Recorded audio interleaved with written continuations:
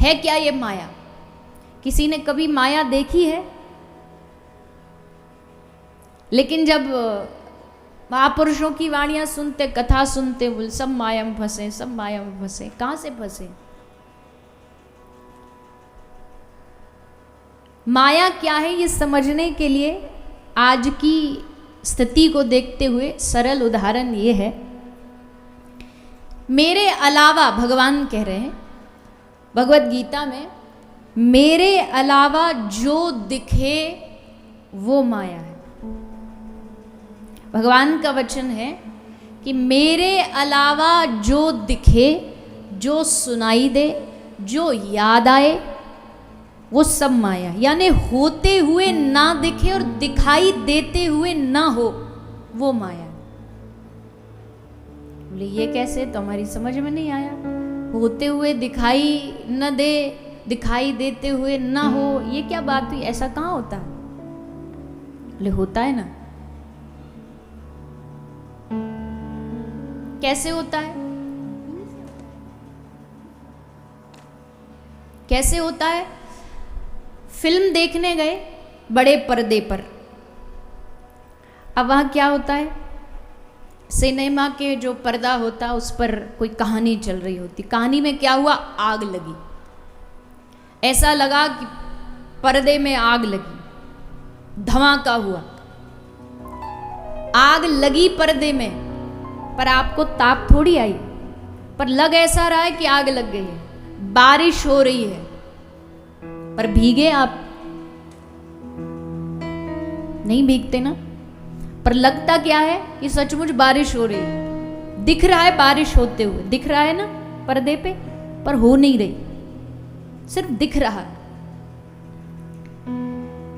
उसमें सारी जो कहानी होती है वो नकली होती है, पर हमको क्या लगती है? कहानी कैसी चल रही है? एकदम असली चल रही है। उसमें इतना डूब जाते हैं। वो हंसेंगे तो हम हंसेंगे, वो रोएंगे तो हम रो भी देते हैं, आंसू भी निकाल देते।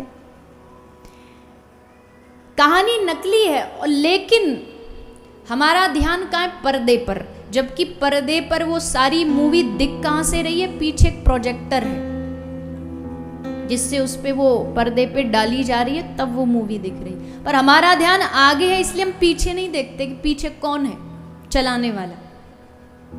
ठीक वैसे ये दुनिया रंगमंच है, इस पर्दे पे सब मूवी चल रही है, ध्यान हमारा यहाँ है, और पीछे जो जो चलाने वाला है उसको भूल जाते हैं। पीछे जो चला रहा है दुनिया को, जिससे ये दुनिया चलायमान दिखती है, वो कौन है? बोलिए ना, कौन चला रहा है दुनिया को? हम चला रहे। लेकिन आगे देखने में इतने हम गंभीर हो जाते हैं कि हम पीछे नहीं देखते। हमें आगे आगे वाली वो माया दिखती है, पर्दा दिखता है बस।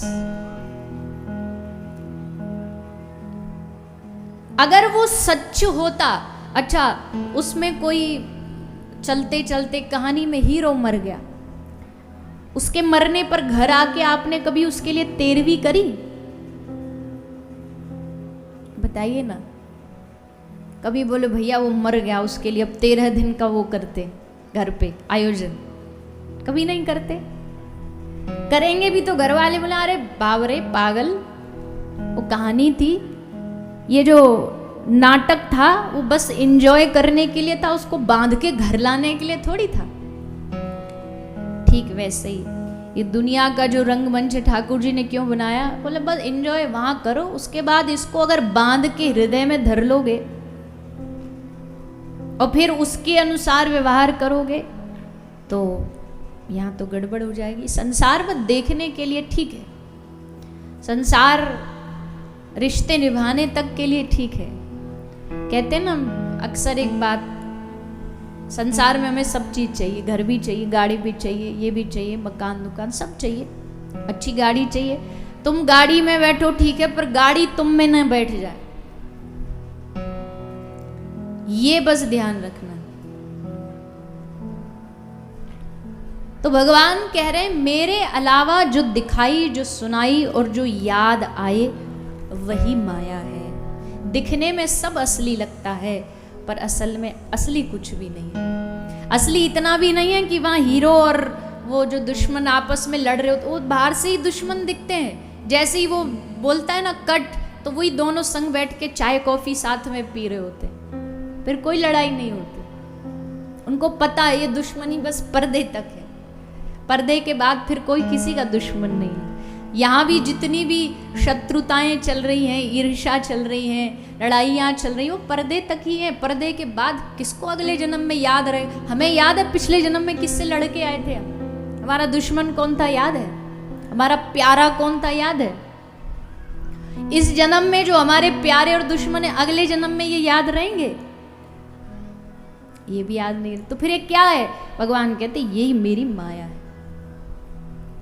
यही मेरी माया है, और इससे कोई नहीं बच पाता, कोई भी नहीं बच पाता।